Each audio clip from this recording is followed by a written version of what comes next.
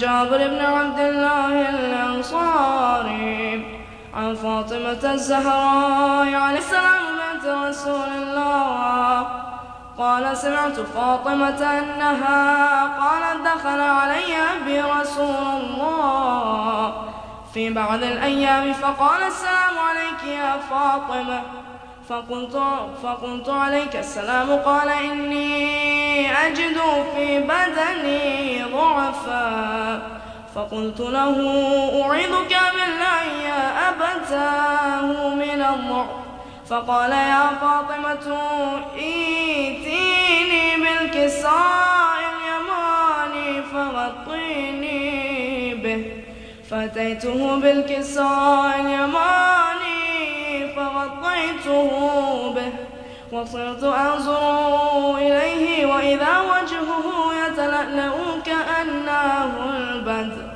في ليلة تمامه وكماله.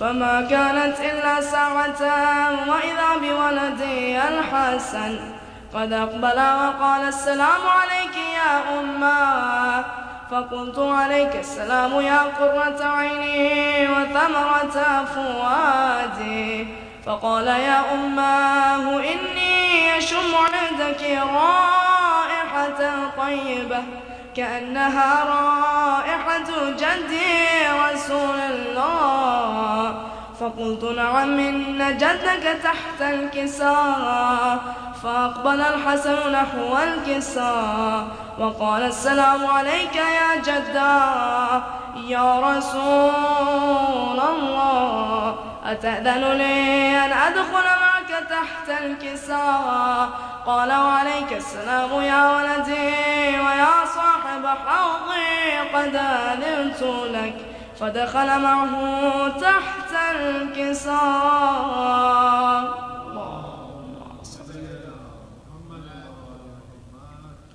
فما كانت إلا ساعة وإذا بولدي الحسين قد أقبل وقال السلام عليك يا أماه فقلت عليك السلام يا ولدي ويا قرة عيني وثمرة فؤادي فقال لي يا أماه إني أشم عندك رائحة طيبة كأنها رائحة جد رسول الله فقلت نعم إن جدك وأخاك تحت الكساء فدنا الحسين نحو الكساء وقال السلام عليك يا جدا السلام عليك يا من اختاره الله أتأذن لي أن أكون معكما تحت الكساء فقال وعليك السلام يا ولدي ويا شافع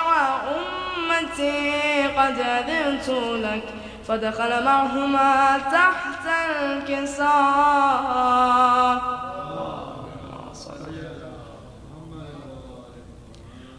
فأقبل عند ذلك أبو الحسن علي بن أبي طالب وقال السلام عليك يا بنت رسول الله فقلت عليك السلام يا أبا الحسن ويا أمير المؤمنين فقال يا فاطمة إني أشم عندك رائحة طيبة كأنها رائحة أخي وابن عمي رسول الله فقلت نعم ها هو مع ولديك تحت الكساء فأقبل علي نحو الكساء وقال السلام عليك يا رسول الله أتأذن لي أن أكون معكم تحت الكساء قال له عليك السلام يا أخي ويا وصي وخليفتي وصاحب لوائي قد أذنت لك فدخل علي تحت الكساء.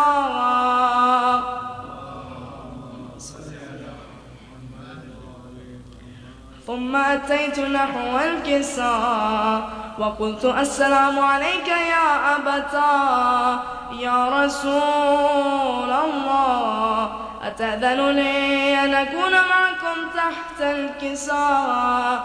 قال وعليك السلام يا بنتي ويا بضعتي، قد أذنت لك. فدخلت تحت الكساء.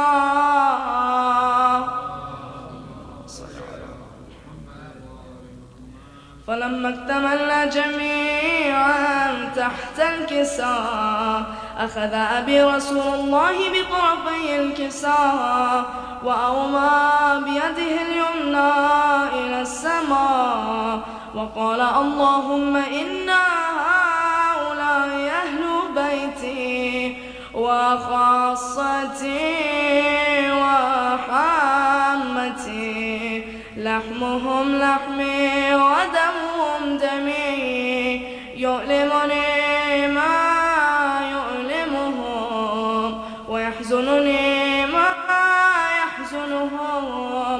أنا حرب لمن حاربهم وسلم لمن سالمهم، عدو لمن عاداهم ومحب لمن أحبهم.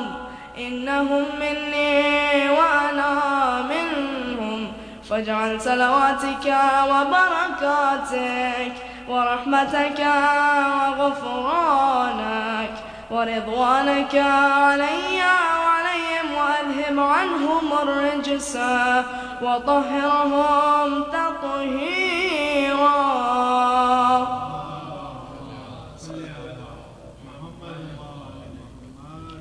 فقال الله عز وجل: يا ملائكتي ويا سكان السماوات، إني ما خلقت سماء مبنية ولا أرضا مدحية ولا قمرا منيرا ولا شمسا مضيئة ولا فلكا يدور ولا بحرا يجري ولا فلكا يسري إلا في محبة هؤلاء الخمسة الذين هم تحت الكساء.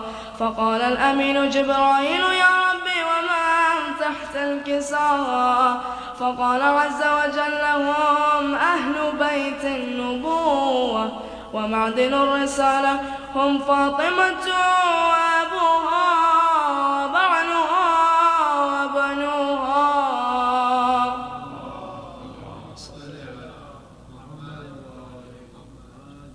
فقال جبرائيل: يا ربي أتأذن لي أن أهبط إلى الأرض لأكون معهم سادسا؟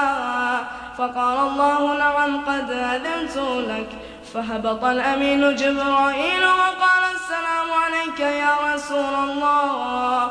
العلي الأعلى يقرئك السلام ويخصك بالتحية والإكرام ويقول لك: وعزتي وجلالي إني ما خلقت سماء مبنية ولا أرضا مدحية ولا قمرا منيرا ولا شمسا مضيئة ولا فلكا يدور ولا بحرا يجري ولا فلكا يسري إلا لأجلكم ومحبتكم، وقد أذن لي أن أدخل معكم، فهل تأذن لي يا رسول الله؟ فقال رسول الله وعليك السلام: يا أمين وحي الله، إنه نعم قد أذنت لك.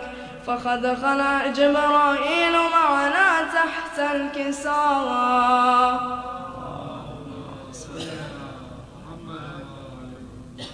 فقال لأبي: إن الله قد أوحى إليكم يقول: إنما يريد الله ليذهب عنكم الرجس أهل البيت ويطهركم تطهيرا.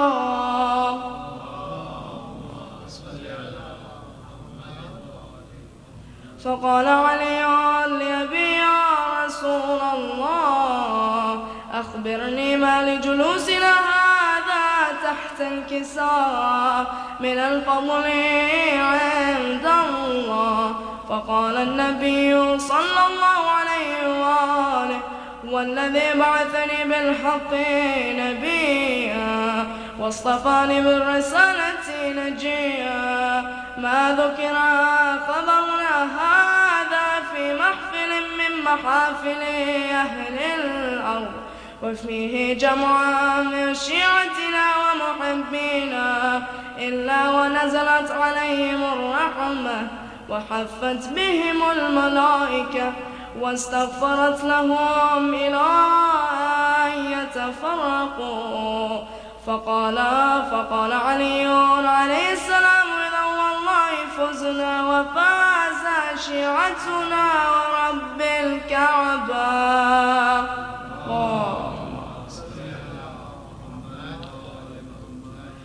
فقال النبي ثانيا يا علي الذي بعثني بالحق نبيا واصطفاني بالرسالة نجيا ما ذكر خبرنا هذا في محفل من محافل أهل الأرض وفيه جمع من شيعتنا ومحبينا وفيهم مهموم إلا وفرج الله همه ولا مغموم إلا وكشف الله غمه ولا طالب حاجة إلا وقضى الله حاجته. فقال علي عليه السلام إذا والله فزنا وسعدنا وكذلك شيعتنا فازوا وسعدوا في الدنيا والآخرة ورب الكعبة. محمد محمد جزاک اللہ. اور اب میں زحمت دوں گا رضا باقری کو سوز اور سلام پیش کریں گے. رضا باقری.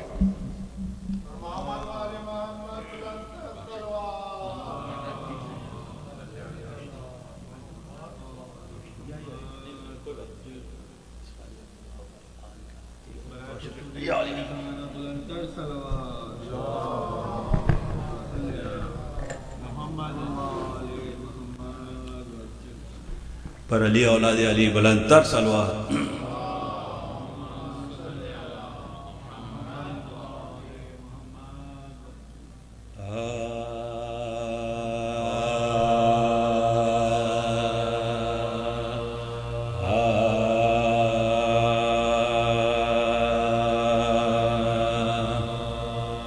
مر گئی ہے بنت شاہ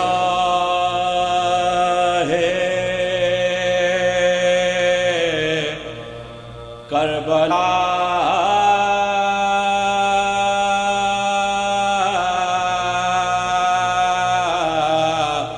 زندان میں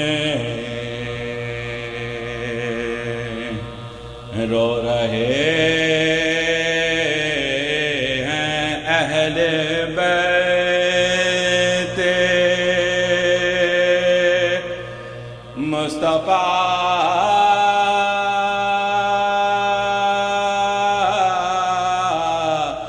زندان میں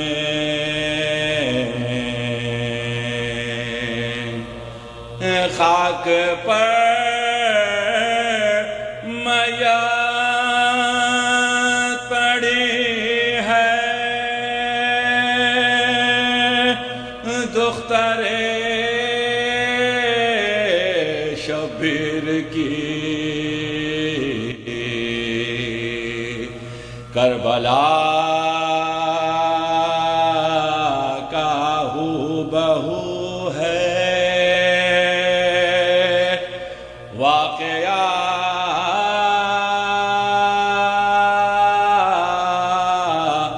زندان میں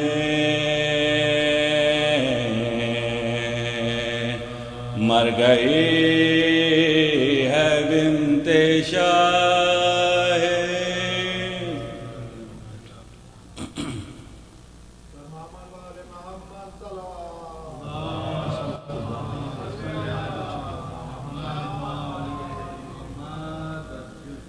بہت گلا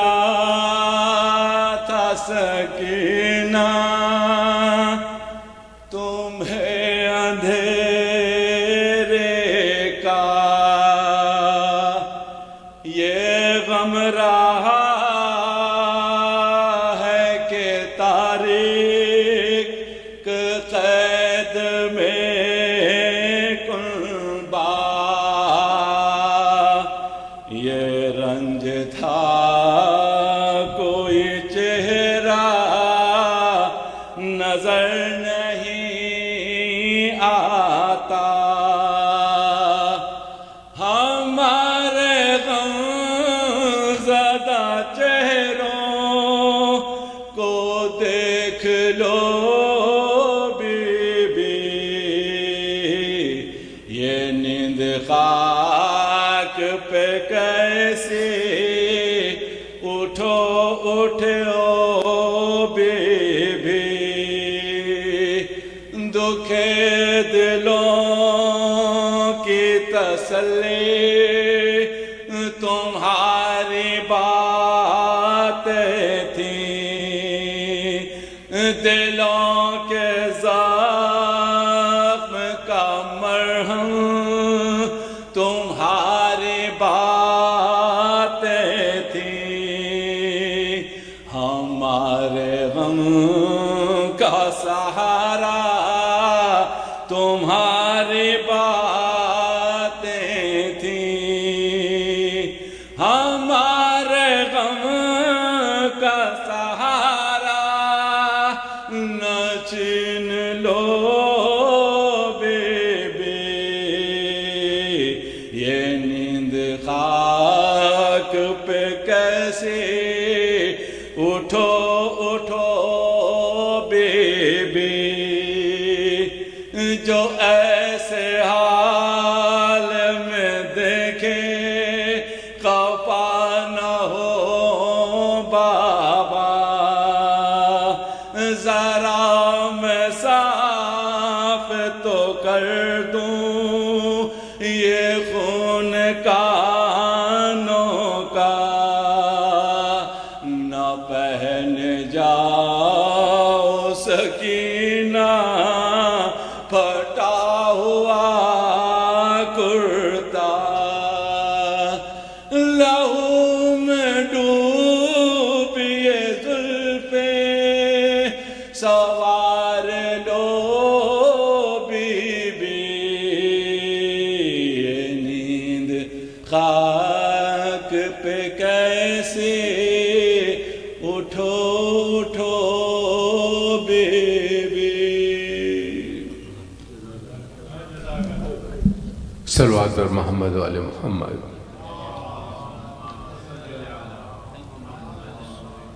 اور داؤد نقوی اب مرثیہ پیش کریں گے داؤد نقوی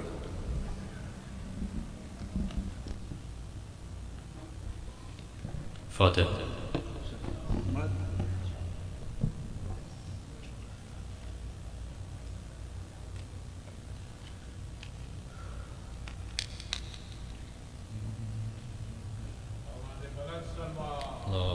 صلی علی محمد و آل محمد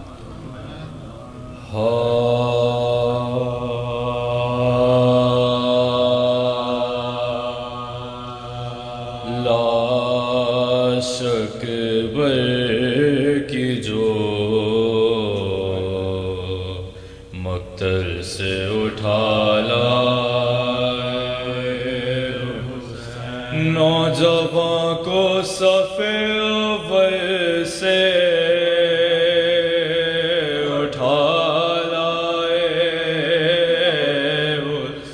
چاند کو شام کے بعد سے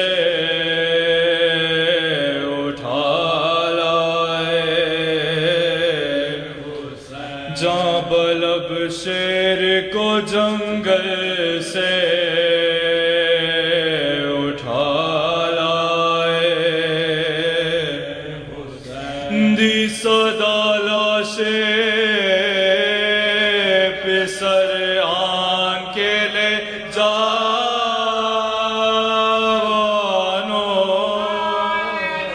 چھد گیا برچی سے اکبر کا کلیجہ بان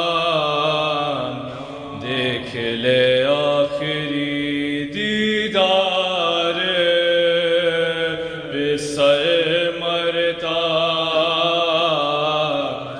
سامنے آنکھوں کے یہ نور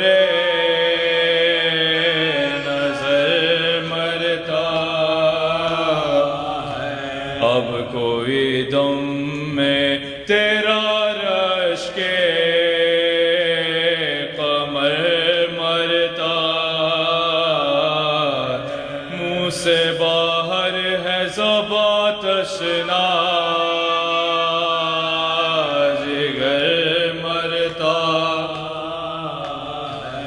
دم ہے سینے میں روکا زخموں سے خون جاری ہے ہائے بانو تیرا گھر لٹنے کی تیاری پہنچی خیمے میں جو حضرت کی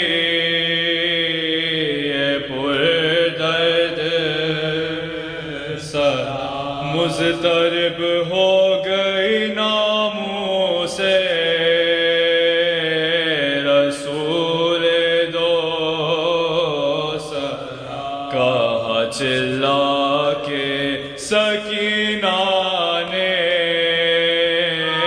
کہ ہے بھائی فضا دوڑی سوئے در پھینکے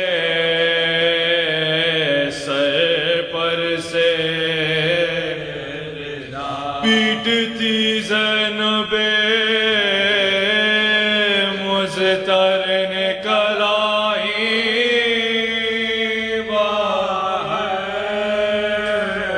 بانو گھبرا کے کھلے سے نکل آئی شاہ کے کاندھے پہ جو دیکھا علی اکبر کو نے ہاتھ پھیلا کے یہ چلائی کہ ہائے میرے کیا غضب ہو گیا اے باد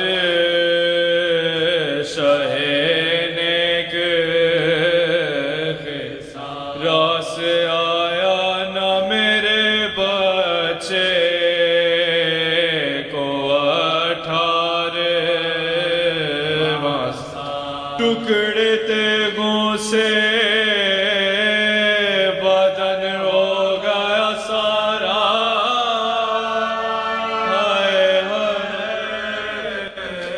کون تھا جس نے میرے شیر کو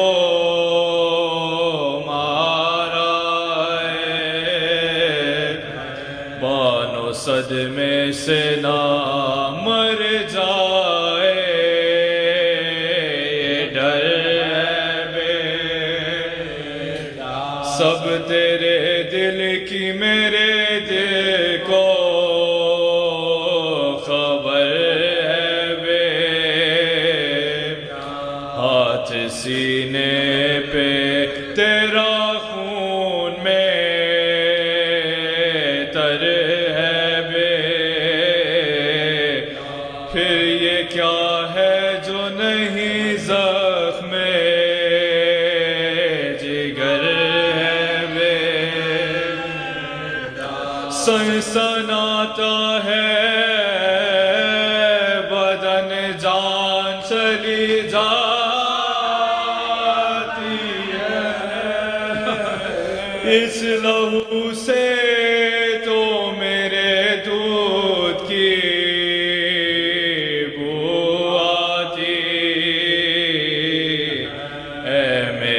شیر تجھے لطف جوانی چین پردیس میں یوسف ثانی نام قطرہ آب بجز اشک فشانی نام دودھ پی پی کے پلے اور تمہیں پانی نہ مر گئے مجھ کو دلہن بھی نہ دکھائی بیٹا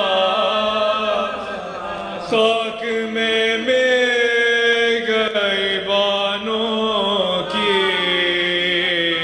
کمائی مر گئے مجھ کو دلہن بھی نہ دکھائی بیٹا خاک میں گئے بانوں کی کمائی لاش اکبر کی جو انشاءاللہ جزاک اللہ. ایک باواز بلند صلوات.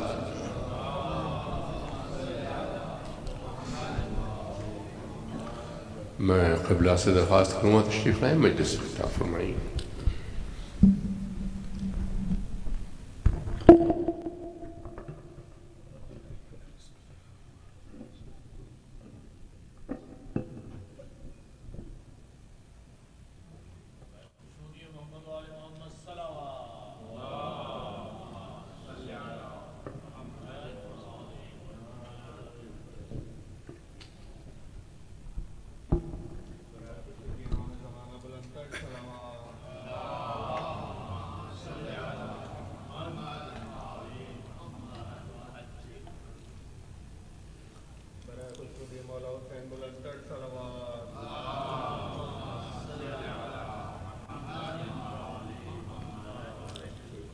فاتحہ.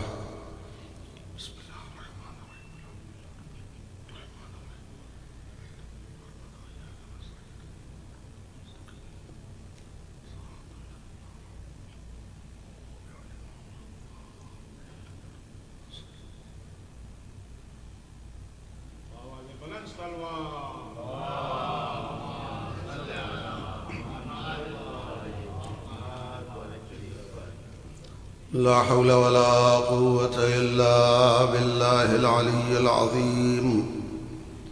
أعوذ بالله من الشيطان الرجيم.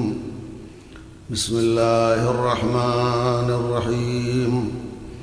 الحمد لله رب العالمين بارئ الخلائق أجمعين وباعث الأنبياء والمرسلين الذي بعد فلا يرى وقرب فشهد النجوى الذي خلق الخلائق بقدرته ونشر الرياح برحمته ووتد بالصخور ميدان أرضه ثم صلاة والسلام التحية والإكرام على البشير النذير السراج المنير حبيب إله العالمين أبي القاسم محمد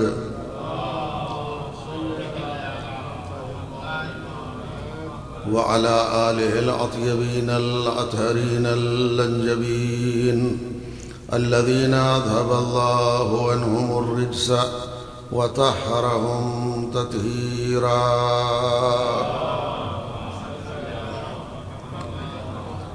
ولا سيما النور على النور في تقياء الديجور الإمام المنصور والسراج المستور مهدي هذه الأمة وخاتم الأئمة سيدنا وإمامنا حجة ابن الحسن العسكري أرواحنا وأرواح العالمين لتراب مقدمه فداء وعجل الله تعالى فرجه الشريف، ولعنة الله على أعدائهم وغاصبي حقوقهم ومنكري فضائلهم أجمعين من الآن إلى قيام يوم الدين. أما بعد، فقد قال الله الحكيم في كتابه الكريم وقوله الحق: بسم الله الرحمن الرحيم. وإذ ابتلى إبراهيم ربه بكلمات فأتمهن قال إني جاعلك للناس إماما قال ومن ذريتي قال لا ينال عهد الظالمين. صلوات پڑھیں محمد.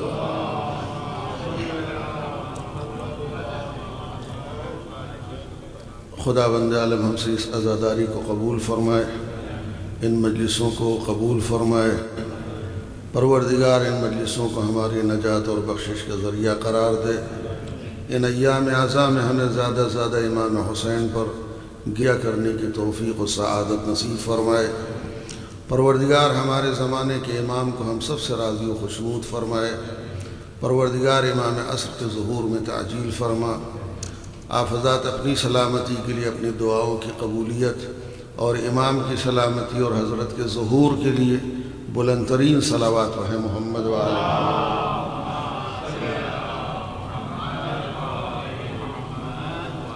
عزیزان گرامی، قرآن مجید یہ جس آیہ مبارکہ کو مسلسل آپ کے سامنے تلاوت کر رہا ہوں، آج اس سلسلے کی چوتھی اور آخری مجلس، جس میں خالق کائنات کا ارشاد ہے: اے میرے حبیب، اے میرے پیغمبر، آپ اس وقت کو یاد فرمائیں کہ جب خداوند عالم نے جناب ابراہیم کا چند کلمات کے ذریعے امتحان لیا، اور وہ اس امتحان میں جب کامیاب ہوئے تو ارشاد پروردگار ہوا: انی جاعلک للناس اماما. اے ابراہیم، اب میں تمہیں لوگوں کا، انسانوں کا امام بنا رہا ہوں. قال ومن ذریتی، جیسے یہ عہدہ جناب ابراہیم کو ملا فوراً سوال کیا: پروردگار یہ منصب، یہ عہدہ ہماری آنے والی نسل، ہماری ذریت میں رہے گا. ارشاد ہوا: لا ینال عہد الظالمین. میرا یہ منصب، یہ میرا عہدہ امامت ان لوگوں تک نہیں پہنچے گا جو ظالم ہوں گے، جن کے دامن پر ذرہ برابر بھی ظلم کا دھبہ ہوگا، اسے یہ منصب ملنے والا نہیں ہے. 3 مجالس میں آپ کی خدمت میں عرض ہوا کہ امتحان کے بعد امامت ملتی ہے، اور منصب امامت جو ہے بغیر امتحان کے کسی کو نہیں ملتی. کیوں؟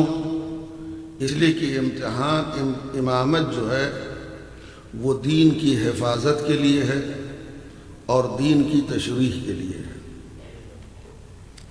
ظاہر سے بات ہے، دین کی حفاظت کے لیے اور دین کی بقا کے لیے اس میں کبھی مال رکاوٹ بن سکتا ہے، کبھی جان رکاوٹ بن سکتی ہے، کبھی اولاد رکاوٹ بن سکتی ہے.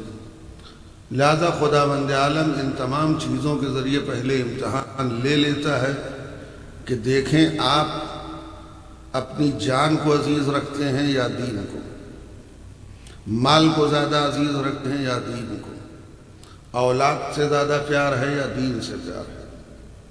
لہذا جب امتحان اللہ لیتا ہے تب اس منصب کو عطا کرتا ہے. کل آپ کی خدمت میں عرض کیا کہ ہمارا دین معلوم کرنے کا اور لینے کا سورس جو ہے وہ صرف امام ہے.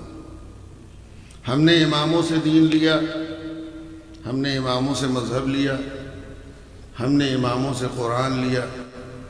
ہم دین فہمی کی خاطر، اسلام فہمی کی خاطر ائمہ معصومین کو چھوڑ کر کے کسی اور کے دروازے کی طرف نہیں بڑھے. یہ 1400 سال کی تاریخ اس بات کی شاہد اور گواہ ہے. لیکن ہمارے علاوہ دوسرے افراد نے اماموں کا ساتھ چھوڑا، انہوں نے دین فہمی کے لیے کسی دوسرے راستے کو اپنایا. سرکار ختمی مرتبت کی آنکھ بند ہونے کے بعد 2 سلسلے چلے. ایک وہ ہے جو اماموں کا عقیدہ رکھتا ہے، اور اماموں کا عقیدہ رکھنے کی وجہ بھی یہ ہے کہ اماموں کو اللہ نے بنایا ہے اور رسول نے ان کا اعلان کیا ہے. اس بیس پر، اس بنیاد پر وہ اماموں سے وابستہ ہے. دوسرا فرقہ، دوسرا سلسلہ جو چلا ہے، وہ اس نے کہا کہ ہم اپنا انتظام خود کریں، لہذا اللہ کے بنائے ہوئے اور رسول کے اعلان کیے ہوئے امام کے پیچھے وہ نہیں چلی قوم. لیکن اب سوال یہ ہے، یہ 2 سلسلے چلے، ایک اماموں کا اور ایک خلفاء کا. ایک کو شیعہ اثنا عشری نے اپنایا کہ جو اللہ نے معین کیا اور رسول اللہ نے اعلان کیا. دوسرا جس کو امت نے انتخاب کیا، انتخاب کرنے کے بعد اس کے راستے پر چلے. تو اس میں سیف سائیڈ کون سا ہے؟ ہو سکتا ہے دونوں تو صحیح نہیں، اسے دونوں میں سے ایک صحیح ہوگا، یا ہم جس راستے پہ چل رہے ہیں وہ صحیح ہے اور وہ غلط ہے، یا وہ جس راستے پہ چل رہے ہیں وہ صحیح ہے، ہم غلط ہیں. ایک کو اللہ نے معین کیا، رسول اللہ نے اعلان کیا، دوسرے کو امت نے خود اختیار کیا ہے. وہ بھی اس بات کے قائل نہیں کہ وہ لوگ جس کو مانتے ہیں اس کو اللہ نے بنایا اور رسول نے اعلان کیا. صرف ہم نہیں کہتے، وہ بھی اس بات کے قائل ہیں کہ وہ جس کو مانتے ہیں وہ بھی صاف صاف کہتے ہیں کہ ان کو اللہ نے معین نہیں کیا اور رسول اللہ نے اعلان نہیں کیا. تو 2 میں سے ایک صحیح ہوگا، یا ہم صحیح ہیں یا وہ صحیح ہیں. اگر وہ صحیح ہیں، ہم غلط ہیں، تو ہم امت کے مجرم کہلائیں گے کہ جدھر امت گئی ادھر ہم نہیں گئے. اگر ہم صحیح ہیں، وہ غلط ہیں، تو خدا اور رسول کے مجرم ٹھہریں گے کہ جس کو اللہ نے بنایا، رسول نے اعلان کیا، اس کو آپ نے نہیں مانا. بات واضح ہو رہی ہے. اگر وہ صحیح نکلے تو ہم مجرم کے امت کے مجرم بنیں گے کہ امت نے جس کو مانا ہم نے اس کو نہیں مانا. لیکن اگر ہم صحیح نکلے اور وہ غلط نکلے تو وہ خدا اور رسول دونوں کے مجرم ٹھہریں گے. اب اگر میدان قیامت میں اللہ نے ہم سے سوال کر لیا کہ تم نے امت کا ساتھ کیوں نہیں دیا، ان کے راستے پہ کیوں نہیں چلے جس کو امت نے مانا تھا، تو ہم تو بچ کے نکل جائیں گے، پروردگار اس میں میری کوتاہی نہیں ہے، اس میں تھوڑا سا کوتاہی تیری طرف سے ہوئی ہے. میں معذرت چاہتا ہوں ان لفظوں کو خدا کی شان میں استعمال کرنے کے لیے، کہ اگر پروردگار روز قیامت ہم سے سوال کرے تم نے ان لوگوں کو راستہ کیوں نہیں اپنایا جس کو امت نے چنا، تو ہم تو یہ کہتے ہیں کہ پروردگار اس میں ہماری کوتاہی نہیں، تھوڑی سی کوتاہی تو تیری طرف سے بھی ہوئی ہے. جہاں تو نے قرآن میں یہ کہا تھا کہ اللہ کی اطاعت کرو، رسول کی اطاعت کرو، وہیں کہہ دیتا امت کی اطاعت کرو، تو ہم اس راستے پہ چلے جاتے. لیکن تو نے کہا اللہ کی اطاعت کرو، رسول کی اطاعت کرو، اولی الامر یعنی اماموں کی اطاعت کرو، لہذا ہم اس سیف سائڈ پر عمل کرتے ہوئے اس کو مانا ہے ہم نے.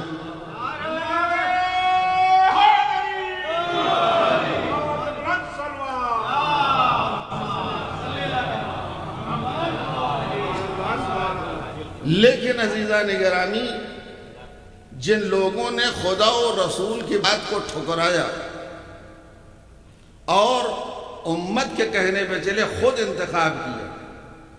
دیکھیں، ہم نے جس کو چنا ہے، ہم اپنے عقیدے پہ کبھی شرمندہ اور پشیمان نہیں ہوئے کسی بھی موقع پر. اس لیے کہ ہمارا سلسلہ امامت کا امیر المومنین سے شروع ہوتا ہے، امام مہدی پہ ختم ہو جاتا ہے.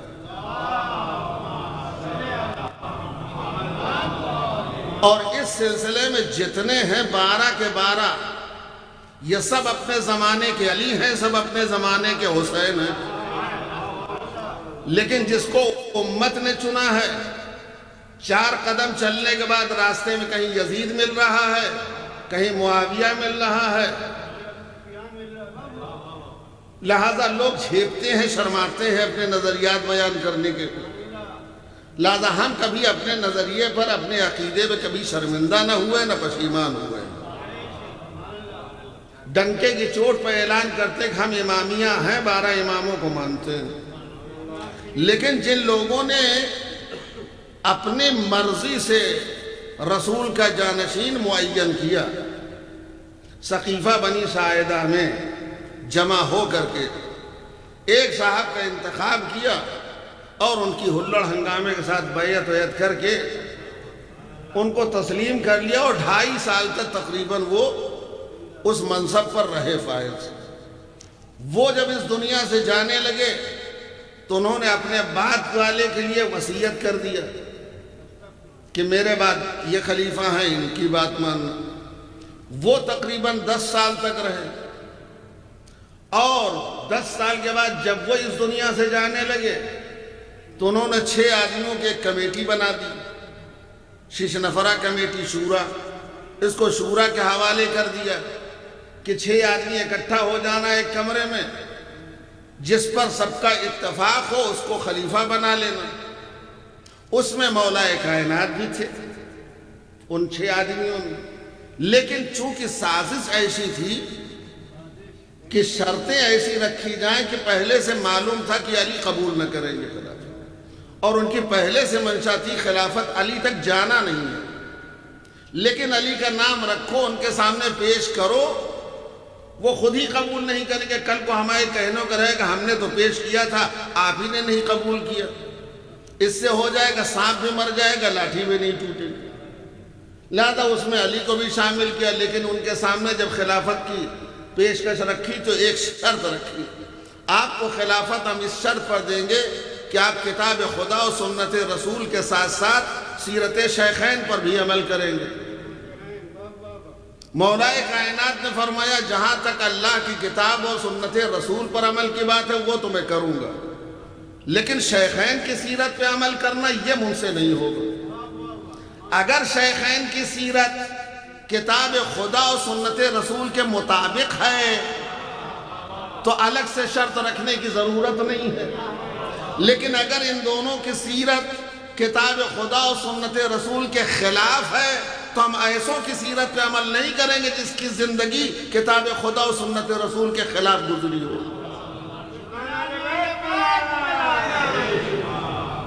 لہذا انہوں نے کہا اس شرط پر میں خلافت نہیں قبول کروں گا۔ لوگوں کا جواب اس شرط پر خلافت نہیں لیں گے تو ہم آپ کو خلافت دیں گے بھی نہیں، علی نے کہا مت دو۔ تیسرے خلیفہ کے سامنے بات رکھی کہ انہوں نے فوراً قبول کر لیا، اس لیے کہ پہلے سے سیٹنگ تھی، انہوں نے فوراً ایکسیپٹ کر لیا، لیجئے بھائی ہلڑ ہنگامہ ہو، وہ خلیفہ ہو گئے۔ تقریباً 12.5 سال تک انہوں نے خلافت کی، لیکن ایک منزل یہ آئی عزیزان گرامی، جس کو شورا سے خلیفہ بنایا تھا اس کو اجماع سے قتل بھی کر ڈالا۔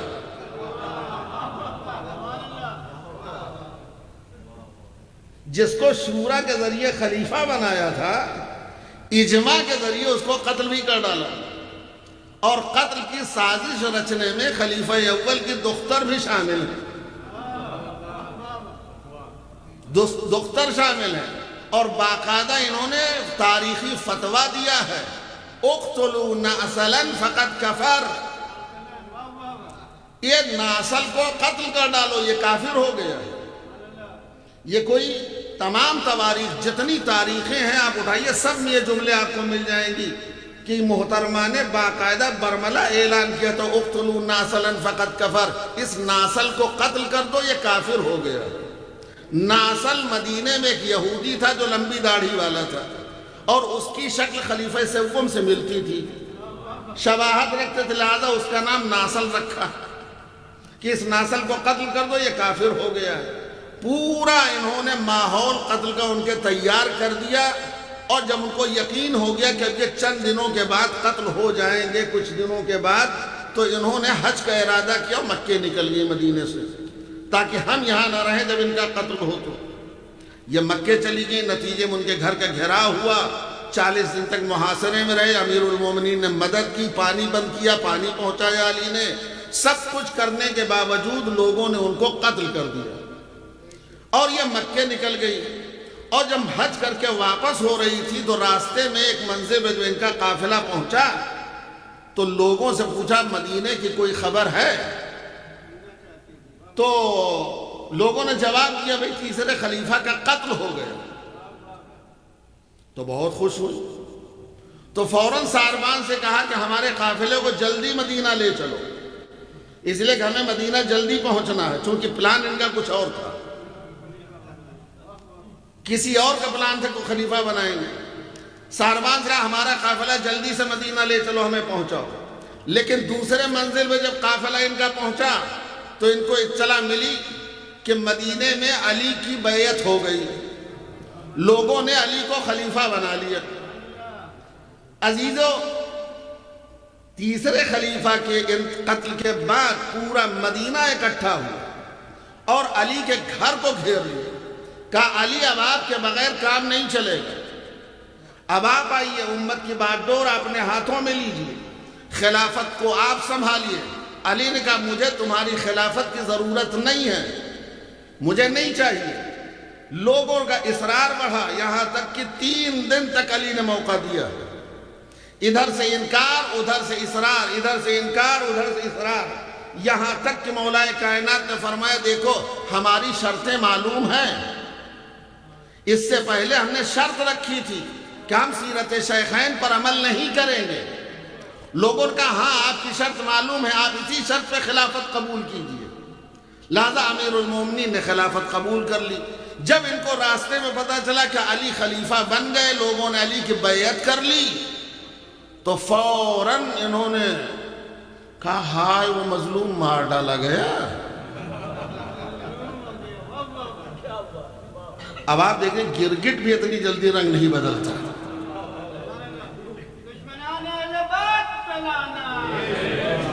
ایک طرف آپ کہہ رہی وہ ناسل ہے، کافر ہے، اس کو قتل کر ڈالو، قتل کا فتویٰ صادر کیا آپ نے، اور جب قتل ہو گئے اور سنا کہ علی کی بیعت ہو گئی تب وہ مظلوم ہو گئے، کہنے کہ ہائے وہ مظلوم مار ڈالا گیا، اب ہم مدینہ نہیں جائیں گے، ہمارا قافلہ واپس لے چلو۔ یعنی اتنی خلش اور جلن علی سے تھی کہ اس مدینے میں ہم دوبارہ قدم نہیں رکھیں گے جہاں پر علی بعنوان خلیفہ ہوں۔ انہوں نے کہا ہمیں واپس لے چلو، مکے آئیں۔ مکے آنے کے بعد انہوں نے باقاعدہ علی کے خلاف سازشیں شروع کی۔ طلحہ و زبیر بھی مدینے سے چل پڑے۔ علی کے ہاتھ پر بیعت کرنے والوں میں سب سے پہلے طلحہ و زبیر ہیں، لیکن طلحہ و زبیر کیوں بیعت کیے تھے؟ ایک کے دل میں بصرے کی گورنری کی خواہش تھی، ایک کے دل میں کوفے کی گورنری کی خواہش تھی، لیکن اپنے دل کا مدعا بیان نہیں کر سکتے تھے، ظاہر نہیں کر پا رہے تھے۔ ایک دن ان دونوں سوچا لو آدھی رات کو علی کے پاس چلتے ہیں اور موقع اور ماحول دیکھ کر کے اپنی بات کو ان کے سامنے رکھ دیتے ہیں۔ رات کے سناٹے میں یہ دونوں آئے، آدھی رات گزر چکی تھی، مولا کائنات بیت المال میں بیٹھے ہوئے حساب و کتاب میں مصروف تھے۔ آئے، انہوں نے سلام کیا، علی نے جواب دیا، بیٹھے رہے۔ جب حساب و کتاب ختم ہو گیا، علی نے دفتر بند کیا، چراغ جو جل رہا تھا اسے بجھا دیا، اور اس کے بعد کہا بیٹا حسن ذرا گھر سے دوسرا چراغ لے آؤ۔ جیسے ہی جلتا ہوا چراغ علی نے بجھایا، ان کے ہوش اڑ گئے۔ یا علی نے چراغ نہیں بجھایا تھا، ان کی آرزوؤں کی شمع گل کر دی تھی۔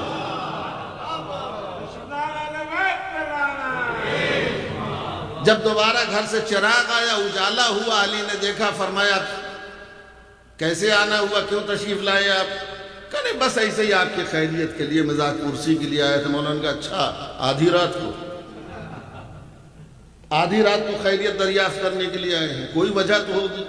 کہنے بس کچھ نہیں، بس آپ کی خیریت معلوم کرنے کے لوگ عمرے کا ارادہ ہے، سوچا تھا آپ سے ملاقات کروں، آپ کو اطلاع بھی دے دوں۔ مولانا کا ٹھیک ہے، عمرہ کرنے جا رہے ہیں، جائیے آپ۔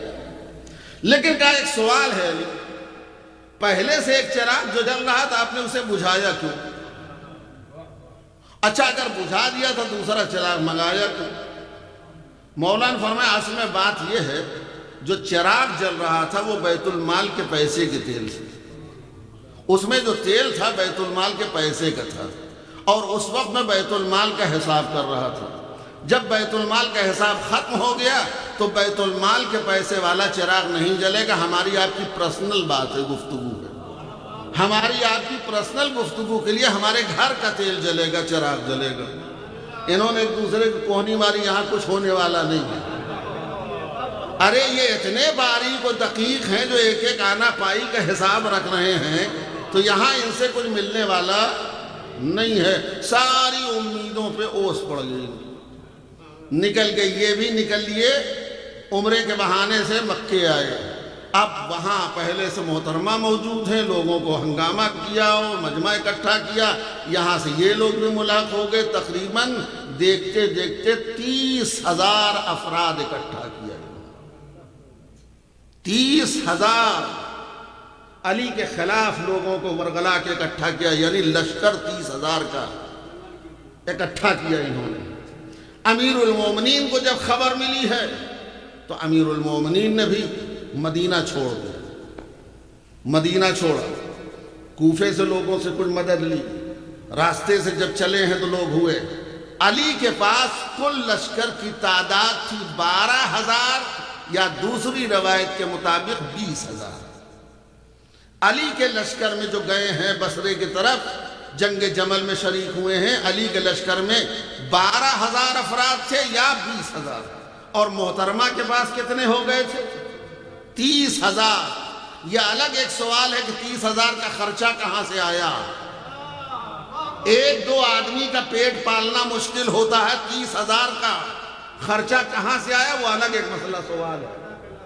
ہاں، اب آپ اندازہ لگیے 30,000 کا لشکر انہوں نے جمع کیا، ادھر سے مولا کائنات 12,000 یا 20,000 کا لشکر لے کر کے چلے، بصرے پہ انہوں نے پہنچ کے قبضہ کیا۔ بصرے کے گورنر عثمان ابن حنیف تھے، صحابی رسول تھے۔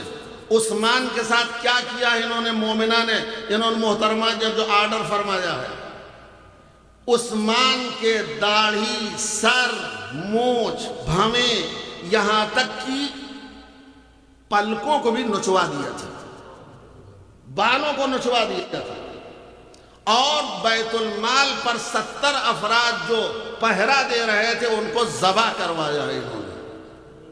70 افراد تھے بیت المال کی محافظت کے لیے جن کو انہوں نے قتل کروایا، ان کے حکم سے ہوا ہے۔ اس کے بعد جب امیر المومنین بصرے سے ایک منزل پہلے جب منزل ذیقار پہ قافلہ روکا کہ یہاں سے رک کر کے ہم گفتگو کے ذریعے بات کو حل کرنا چاہتے ہیں، ہم لڑائی اور جنگ نہیں چاہتے، لہذا جب علی بصرے سے پہلے ایک منزل پہ قافلہ رکا اور ان کو خبر ہوئی کہ علی لشکر لے کر کے آئے ہیں اور بصرے کے پہلے منزل پہ قافلہ رکا ہے، تو انہوں نے ایک خط لکھا اپنی سہیلی کو، مدینہ ایک خط لکھا اپنی سہیلی کو، سہیلی آپ سمجھ جائیں گے، خط لکھا انہوں نے دوسرے خلیفہ کی بیٹی کو، خط لکھا، اور خط کا مضمون کیا تھا؟ مل خبر علی فی السفر کالفرس الاشقر ان تقدم عقر و ان تأخر نہر۔ کیا خبر ہے؟ علی سفر میں ہیں، ان کی منزل، ان کی حیثیت اس طرح ہے، ہمارے لشکر کے روب و دبدبے سے خوف کھائے ہوئے ایک منزل پہ رکے ہوئے ہیں کہ اگر علی ایک قدم آگے بڑھاتے ہیں تو ہمارا لشکر مار ڈالے گا، اگر وہ پیچھے ہٹتے ہیں تو ان کا لشکر بخشے گا نہیں، چھوڑے گا نہیں۔ یہ خط لکھا انہوں نے اپنی سہیلی کو، خط مدینہ پہنچا، سہیلی نے خط پڑھا، مسکرائیں، اس پر گیت گایا گیا، اٹھائیے تاریخ، گیت بنا، دھن سے ٹھوئی، باقاعدہ بنی امیہ کی عورتیں اکٹھا ہوئیں اور ایک کمرے میں باقاعدہ گیت گایا جا رہا، خوشیاں منائی جا رہی ہیں۔ مل خبر علی فی السفر، جیسے ہی یہ اس چیز کی خبر جناب ام کلثوم کو ملی کہ یہ لوگ گیت گا رہی ہیں، علی کے خلاف خوشیاں منا رہی ہیں، فوراً جناب ام کلثوم اس کمرے میں داخل ہوئیں، جیسے ہی دروازہ کھلا اور سب کی نگاہ ام کلثوم پہ پڑی، اٹھتا ہوا ہاتھ جو ڈھول پہ جا رہا تھا وہ رکا، چہرے پہ فاختہ اڑنے، ہوائیاں اڑنے لگی، سب پریشان ہو گئی۔ جناب ام کلثوم نے ڈانٹ کے ایک جملہ فرمایا، پہلی بار نہیں ہے جو تم لوگ گیت گا رہی ہو، یہ پہلی بار نہیں جو تم لوگ گیت گا رہی ہو، اس سے پہلے میدان احد میں بھی گیت گایا گیا تھا، مگر یاد رکھو جو انجام اس جنگ کا ہوا تھا وہی انجام اس جنگ کا ہوگا۔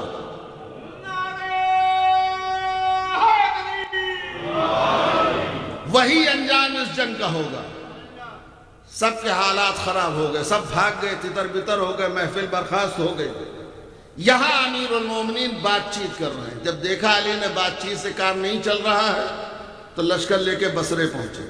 یہ لوگ بصرے پہ قابض ہو چکے تھے، باقاعدہ میدان ہے، ایک طرف ان کا لشکر ہے، دوسری طرف علی کا لشکر ہے، یہ بھی مسلمان ہے، وہ بھی مسلمان ہے۔ فرق یہ ہے کہ ادھر جو نمائندگی کر رہی ہیں وہ خلیفہ اول کی دختر ہیں، رسول کی زوجہ ہیں، ادھر جو نمائندگی کر رہے ہیں وہ علی ابن ابی طالب ہیں، جن کو اللہ نے معین کیا ہے، رسول اللہ نے اعلان کیا۔ دونوں طرف کا لشکر آمنے سامنے ہے۔ مولا کائنات نے ایسے علی جانتے تھے، علی چاہتے تھے جنگ نہ ہو، علی کی منظر نہیں تھی جنگ ہو، علی چاہتے بات چیت کے ذریعے صلح ہو جائے، بات ختم ہو جائے، لیکن یہ پتہ نہیں کیوں خار کھائے بیٹھی ہیں، لڑنے کے لیے تیار ہیں۔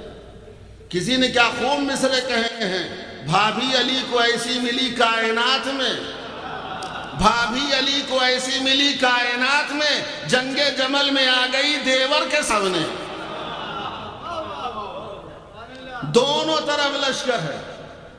علی اپنے لشکر والوں سے خطاب کر کے کہتے تم میں سے کوئی ہے جو ان لوگوں کو جا کر کے اللہ کی کتاب کی طرف بلائے، دعوت دے، لیکن یاد رہے جو بھی جائے گا اس کے زندہ واپس آنے کی ضمانت نہیں لے گا، گارنٹی نہیں کہ وہ واپس آئے گا زندہ۔ ایک نوجوان کھڑا ہوا، علی میں جاؤں گا، میں لوگوں کو قرآن کی طرف دعوت دینے کے لیے تیار ہوں۔ مولا نے فرمایا لیکن یاد رہو تمہارے زندہ رہے، واپس آنے کی امید نہیں ہے۔ اس نوجوان نے کہا مولا میں شہادت کی تمنا لے کر کے آپ کے ساتھ آیا ہوں، میں تمنائے شہادت میں آپ کے رکاب میں آیا ہوں۔ علی نے اس کو قرآن دیا، قرآن لے کے وہ نوجوان آیا، دونوں لشکر کے درمیان کھڑا ہوا اور اس نے خطاب کیا، مسلمانوں، علی ابن ابی طالب داماد رسول خلیفہ مسلمین تمہیں اللہ کی کتاب قرآن کی طرف دعوت دے رہے ہیں، آؤ قرآن کی راہ پر آؤ، سلو کر لو۔ جیسے ہی اس نوجوان نے قرآن کی طرف دعوت دیا، دشمن کی طرف سے تیروں کا میہ برسا اور وہ نوجوان لڑکھڑانے لگا اور قرآن کو سنبھالنے لگا۔ جیسے قرآن سنبھالنے لگا اور ڈگمگا رہا تھا زخمی حالت ہو کر کے، دشمن کی طرف سے ایک شقی تلوار لے کے آگے بڑھا، اس کے ہاتھوں پر حملہ کیا، کوہنیوں سے دونوں ہاتھ کٹ گئے، قرآن زمین پہ گر گیا۔ اور جب دوسرا تیر میہ برستا تیروں کا، وہی تڑپ کے جان دے دیا اس نے۔ علی کے لشکر والے دوڑے، اس کی لاش کو لیا، اس کے کٹے ہاتھوں کو اٹھایا، قرآن کو اٹھایا جو تیروں سے پارا پارا ہو گیا تھا، لا کر کے علی کے سامنے رکھا، مولا یہ ہے آپ کے سفیر کا انجام، یہ ہے آپ کے قرآن کا انجام، اب بتائیے کیا کرنا۔ جب یہ حالت علی نے دیکھی ہے تو آسمان کی طرف ہاتھ اٹھا کے سر اٹھا کے فرمایا پروردگار تو میری بے گناہی کا گواہ ہے۔ علی جنگ نہیں چاہتا لیکن میں نے ان پر حجت تمام کر دی ہے، اب یہ لوگ بات نہیں ماننے والے، اب علی کو مجبور کر دیا ہے جنگ کرنے پر۔ بس عزیزان گرامی یہیں پر آپ کے لے آیا ہوں، اور بس خالی ایک 10 منٹ آپ ہمارے ساتھ رہیے، جنگ جمل کی خالی ایک جھلک آپ کو دکھاتا ہوں۔ علی ابن ابی طالب ہیں جو ہر صورت کوشش کر لیے کہ مسلمانوں سے لڑائی نہ ہو، یہ چلی جائیں، واپس چلی جائیں، جنگ کی نوبت نہ آئے، لیکن جب انہوں نے مجبور کر دیا تو علی کو تلوار نکالنی پڑی۔ ادھر ان کا لشکر یہ ایک سرخ رنگ کے اونٹ پر سوار ہیں اور ان کا ہودج جو ہے لوہے سے جالیوں سے گھرا ہوا، زرہیں ٹانگی ہے لوگوں نے، ان کے ناقے کا قبیلہ بنو زبہ گھیرے ہوئے کھڑا ہے. قبیلہ بنو زبہ ان کے ناقے کو حصار میں لیے ہے. بنو زبہ یعنی زبہ کی اولاد. زبہ عربی میں کہتے ہیں بجو کو. بنو زبہ یعنی بجو کی اولادیں جو تھیں وہ ان کا ناقہ گھیرے ہوئے تھے، کھڑی تھی. اب ادھر دونوں طرف ایک ٹینشن کا ماحول ہے. لیکن عزیزو، مولائے کائنات آخری جنگ حنین لڑی تھی جب تلوار علی نے نکالی تھی. اس کے بعد علی نے تلوار جب نیام میں رکھی تو ابھی تک تلوار نہیں نکالی تھی. یہ جنگ حنین سن 8 ہجری میں ہوئی ہے اور یہ جنگ جا کر کے 36 ہجری میں ہو رہی ہے. 35 کے آخر میں، 36 کے، اور تقریباً 27-28 سال ہو گیا علی کو تلوار کو نیام میں رکھے ہوئے. علی کے لشکر میں جو نئی جنریشن تھی نوجوانوں کی، انہوں نے علی کی بہادری کے قصے بزرگوں سے سنے تھے، لیکن علی کو لڑتا ہوا نہیں دیکھا تھا نوجوانوں نے. لہذا جتنے نوجوان علی کے لشکر میں تھے ان کی ایک خواہش تھی کہ علی کو لڑتا ہوا دیکھیں میدان میں. اس لیے ہم نے بزرگوں سے قصے بہادری اور شجاعت کے علی کے سنے تو ہیں لیکن اپنی آنکھوں سے دیکھا نہیں ہے. تو نوجوانوں کی خواہش تھی علی ایک مرتبہ تلوار چلائیں اور ہم دیکھیں کہ مولا لڑتے کیسے ہیں. دونوں طرف ٹینشن ہے. علی اپنے کالے رنگ کے گھوڑے پر سوار، مشکی گھوڑا. روایت کہتی کہ علی ابن ابی طالب اپنے چاہنے والوں کے جھرمٹ میں تھے. ایک مرتبہ علی نے اپنے گھوڑے کو چمکایا اور لوگوں نے شور مچایا کہ علی نے حملہ کیا. مولائے کائنات اپنا گھوڑا دوڑاتے ہوئے دشمن کے لشکر میں درائے، قلب لشکر میں داخل ہوئے. اب جب علی ابن ابی طالب لشکر میں داخل ہوئے تو علی دکھ نہیں رہے، لیکن علی ابن ابی طالب کی جنگ کا مشاہدہ نوجوان کرنا چاہتے ہیں. جیسے سنا کہ علی نے حملہ کیا، لوگ اپنے اپنے گھوڑے کی رکابوں پہ اونچے ہو کے دیکھنے لگے. علی تو نظر نہیں آ رہے تھے لیکن دشمن کے لشکر کی ابتری بتا رہی تھی علی یہاں ہے، علی یہاں ہے، علی یہاں ہے، علی یہاں ہے.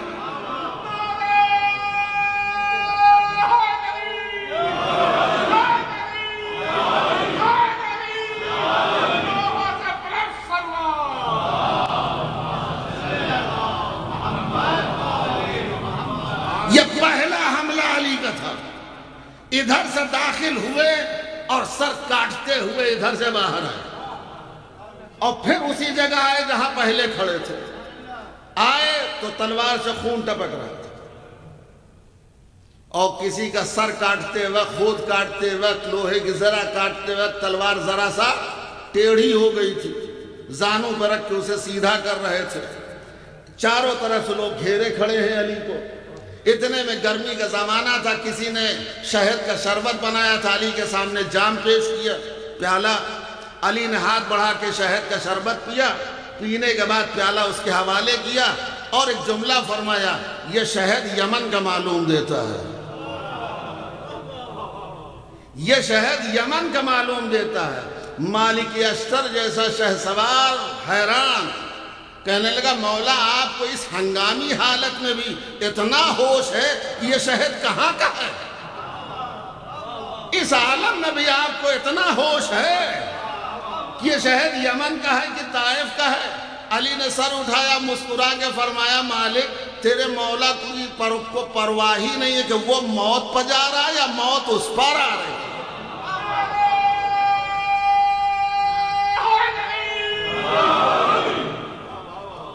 یہ ایک لوگ کھڑے تھے، پھر گفتگو ہو رہی تھی. پھر ایک مرتبہ علی نے پھر حملہ کیا، دوسرا حملہ کیا. اب جب 2 مرتبہ علی نے حملہ کیا تو اب علم اپنے بیٹے محمد حنفیہ کے حوالے کیا. محمد حنفیہ کے حوالے علم کیا، گھوڑے پر سوار، اور پشت پہ ہاتھ رکھا. فرمایا تقدم یا بنیہ، اے میرے لال آگے بڑھ. اور عجیب جملے ارشاد فرمایا مولا نے، بیٹا محمد آگے بڑھو، اپنے جبڑے کو جبڑے پر جمائے رکھو. تزول الجبال ولا تزل، بیٹا اس طریقے سے قدم جماؤ کہ پہاڑ ٹل جائے مگر تو نہ ہٹے. اور اس کے بعد فرمایا ارمے بے بصر کا اقصل قوم، اپنی نگاہوں کا تیر دشمن کے آخری صف پر رکھو، اس طریقے سے لڑو. ادھر محمد حنفیہ کو آگے بڑھا رہے ہیں، دشمن کی طرف سے تیر چل رہا ہے، محمد کو آگے بڑھا رہے ہیں، تیروں کی بارش تیز ہو رہی ہے، محمد کو آگے بڑھا رہے ہیں.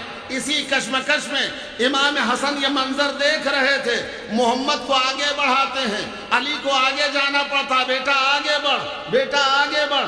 امام حسن دیکھتے رہے. ایک مرتبہ اپنے گھوڑے پر سوار تلوار نکال کے دشمن پہ تیزی سے حملہ کیا، اور امام حسن وہاں پہنچے اس اونٹ تک جس پر محترمہ بیٹھی تھی، اور پہنچتے ہی ایسی تلوار چلائی کہ اونٹ کے پیر قلم ہو گئے.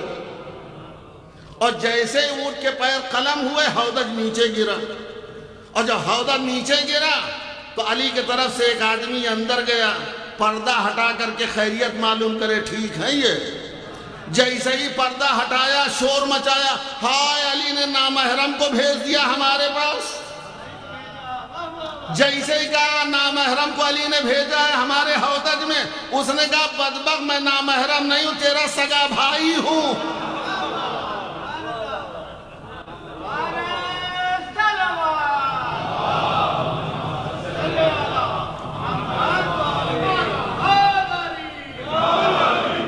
میں نامحرم نہیں ہوں، میں تیرا سگا بھائی محمد ابن ابی بکر، علی نے مجھے بھیجا ہے کہ جاؤ خیریت معلوم کرو، ٹھیک ہے، کہیں چوٹ ووٹ تو نہیں لگی ہے. ختم ہو گئی تھی. امام حسن نے کام تمام کر دیا. بنو زبہ بھاگ گئی جو پہرا دے رہے تھے، لشکر تتر بتر ہو گیا، لوگ بھاگ گئے، فرار کیا لوگوں نے. یہ ایک رئیس کے گھر جا کے پناہ لے لی. مولا کائنات نے آدمی بھیجا پہلے ابن عباس کو. ابن عباس سے کہا جاؤ ان سے کہہ دو اب مدینہ شرافت سے واپس چلی جائیں، جہاں رسول خدا بٹھا کے آئے تھے وہیں جا کے بیٹھے، اسی لیے کہ قرآن ان کے حق میں کچھ اور حکم دے رہا ہے. قرآن کہہ رہا ہے یا نساء النبی لستن کاحد من النساء، اے پیغمبر کے بیویوں تم عام عورتوں جیسی نہیں ہو. وقرن فی بیوتکن، تم اپنے گھروں میں رہو. ولا تبرجن تبرج الجاہلیہ، اور زمانے جاہلیت کے عورتوں کی طرح میدان میں نہ نکلو. یہ صاف صاف قرآن کا حکم ہے. علی نے ابن عباس سے کہا جاؤ ان سے کہو واپس چلی جائیں، نہیں گئیں. خود مولا گئے سمجھانے کے لیے، نہیں مانی بات. تیسری مرتبہ امام حسن کو بھیجا، اور امام حسن کو جب بھیجا تو ایک خاص پیغام دے کے بھیجا، بیٹا جا کے ان سے کہہ دو کہ مدینے چلی جائیں، اور اگر نہ مانے تو ان سے یہ کہہ دینا کہ علی وہ حق استعمال کریں گے جو رسول دے کے گئے، وہ حق علی اب استعمال کریں گے جو رسول اللہ دے کے گئے ہیں. جب امام حسن پہنچے ہیں تو امام حسن کو دیکھ کے رونے لگی. بیٹا تم کو دیکھ کے تمہارے نانا یاد آ گئے، نانا یاد آ گئے.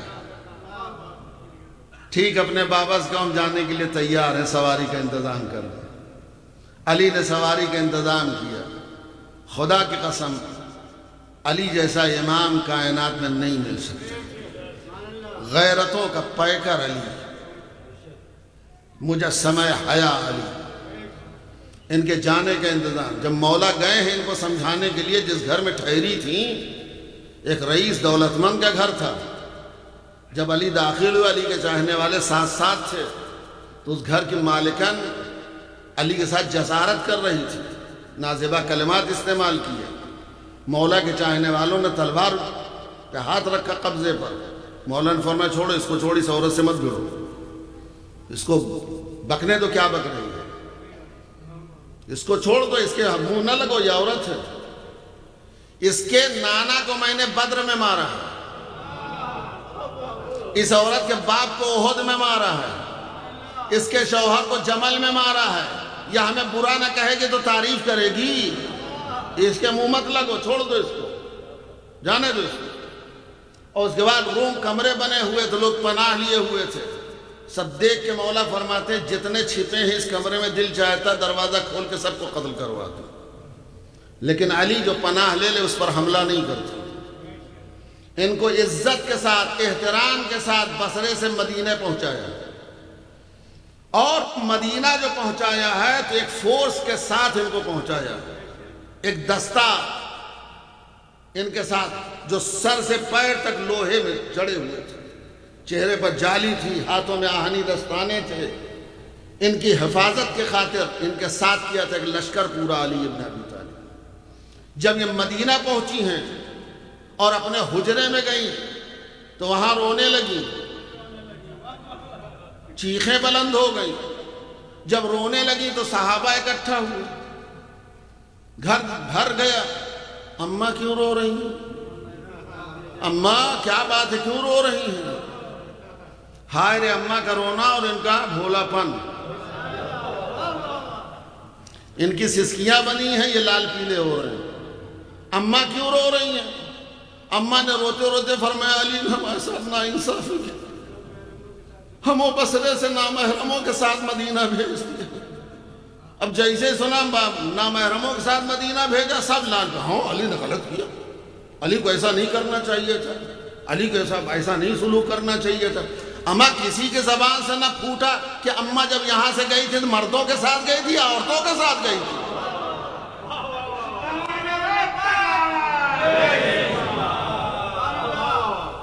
کسی ایک کی زبان سے نہ نکلا اماں جب یہاں سے گئی تھی تو عورتوں کے ساتھ گئی تھی، مردوں کے ساتھ گئی تھی۔ جیسے ہی انہوں نے کہا کہ علی نے ہم کو نامحرموں کے ساتھ بھیجا، وہ فوجی دستہ ان کے دروازے پر باہر کھڑا تھا، ایک مرتبہ اندر داخل ہوا اور چہرے سے نقاب پلٹ کے کہا اماں ہم آپ کے بیٹے نہیں ہیں، بیٹیاں ہیں۔ عورتوں کی فوج علی نے بنائی تھی، ان کے احترام میں بھیجا تھا، ان کی حفاظت کی خاطر۔ آپ اندازہ لگے اتنا کرنے کے بعد بھی لوگ علی کے ساتھ کیا سلوک کر رہے ہیں۔ یہ ہے علی کے ساتھ رویہ لوگوں کا، اتنا سب کرنے کے بعد بھی علی کے ساتھ یہ دشمنی نبھائی جا رہی لوگوں کی۔ میں دنیا سے یہی کہتا ہوں ابھی بھی وقت ہے علی کے دامن سے وابستہ ہو جائے۔ دیکھیں وہ حالات اگر اور تھے تو اب آج کا زمانہ بدل گیا، اب آپ کہیے علی حق پر تھے، علی مظلوم ہے، آ جائیے علی کے دامن سے، کم از کم آج کے زمانے میں تو حق بولنے کی ہمت کیجئے کہ علی حق پر تھے، علی کے ساتھ ناانصافی ہوئی، ابھی بھی وقت ہے، آ جائیے علی کے پاس۔ اور اگر نہیں آئے گا تو یاد رکھیے علی کا بیٹا آج بھی ذوالفقار لیے بیٹھا ہے اور تمہاری طاق میں بیٹھا ہے۔ جب وہ ظہور کرے گا خدا کے حکم سے تو ایک سے ایک مکار و عیار و دسیسہ کار کو قبروں سے نکالا جائے گا اور اسے سزائیں دی جائیں گی۔ جب سزا دے گا وہ علی کا بیٹا تو سب کی زبان پہ یہی ہوگا، علی کی تیغ ہے پھر بے نیام بھاگ چلو، علی کی تیغ ہے پھر بے نیام بھاگ چلو، جگہ حرم میں نہیں سوئے شام بھاگ چلو، جگہ حرم میں نہیں سوئے شام بھاگ چلو، اجل کو یاد ہے ہم سب کا نام، بھاگ چلو کہ بھاگنا ہی تو ہے اپنا کام۔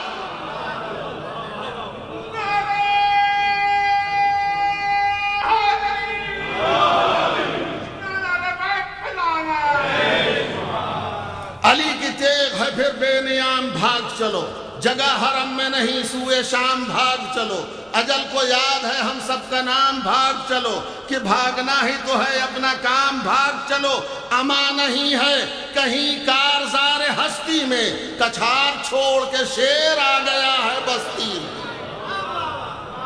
کچھار چھوڑ کے۔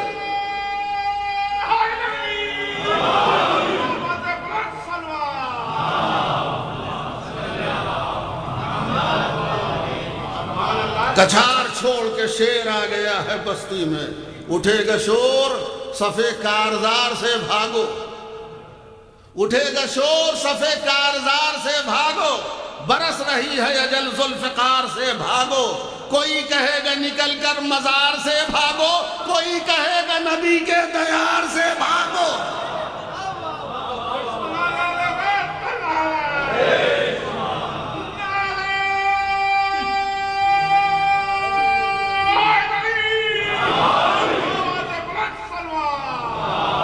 اٹھے گا شور صفے کارزار سے بھاگو، برس رہی ہے یدن ذوالفقار سے بھاگو، کوئی کہے گا نکل کر مزار سے بھاگو، کوئی کہے گا نبی کے دیار سے بھاگو۔ قبائے ظلم و تشدد کو پھاڑنے والا پھر آ گیا در خیبر اکھاڑنے والا۔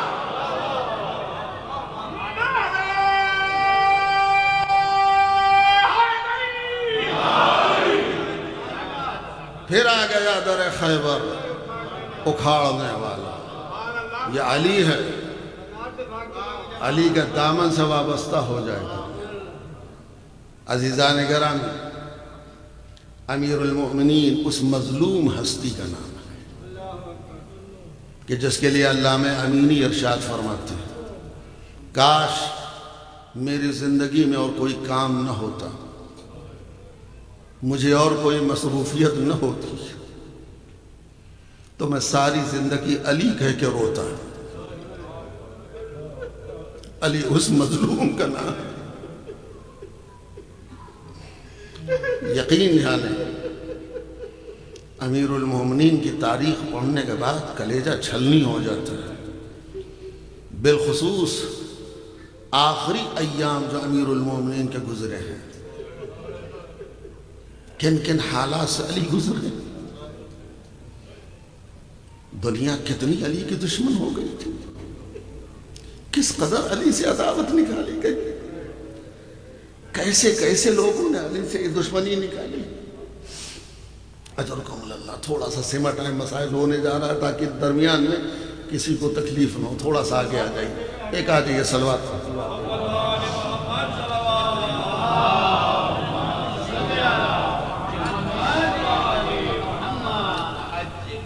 تھوڑا سا مسائل زیادہ پڑھوں گا، نہیں معلوم۔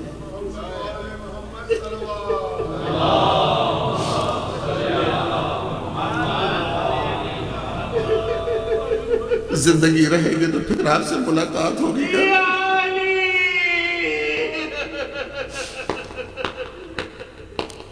اللہ اکبر۔ علی سے کس کس طریقے سے لوگوں نے انتقام لیا، آپ انصاف سے بتائیے۔ کیا کربلا کے میدان میں امام حسین علیہ السلام نے کس طریقے سے قربانیاں پیش کی ہیں، اور امام حسین کی شہادت کے بعد حسین کی چہیتی بیٹی سکینہ کے ساتھ کیا رویہ کیا۔ میں مصائب جناب علی اکبر کا پڑھوں گا، لیکن تذکرہ بی بی کا تھوڑا سا کر دیتا ہوں۔ آپ انصاف سے بتائیے، آپ صاحب اولاد ہیں، کیا 4 سال کی ننھی بچی اس کے پھول جیسے رخسار اس قابل ہیں کہ اس کے شمر کے تماچے لگے؟ اور یہی وجہ عزیزو، جب تماچے پڑھتے تھے تو بچی بے چین ہو کے پکارتی تھی، چچا ادرکم اللہ۔ اہل حرم کے لیے کتنا سخت ہے وہ بیٹی جو حسین کو یاد کر کر کے رویا کرتی تھی۔ ایک وقت وہ آیا کہ زندان میں گھٹ گھٹ کے مر گئے، گھٹ گھٹ کے دم توڑ لیا۔ وہ حسین پر رونے والی چلی گئی، وہ حسین کو یاد کر کر کے چیخنے والی، فریاد کرنے والی چلی گئی۔ ایک مرتبہ عصر کے وقت جناب سکینہ سید سجاد کے پاس قید خانے میں آئیں اور بھائی سے لپٹ کے کہتی ہیں، بھیا میں جو چلتی ہوں تو میری ہڈیوں سے چٹکنے کی آواز۔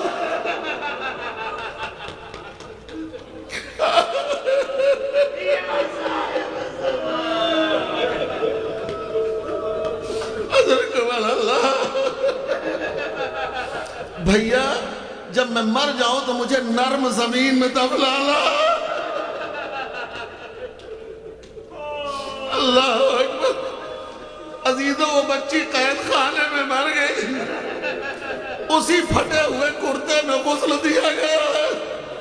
اور انصاف سے بتائیے, ایک مردوں میں ایک بھائی ہے, وہ بھی زنجیروں میں جکڑا ہوا ہے, ہاتھوں میں ہتھکڑی ہے. کیا مصیبت کی منزل ہے.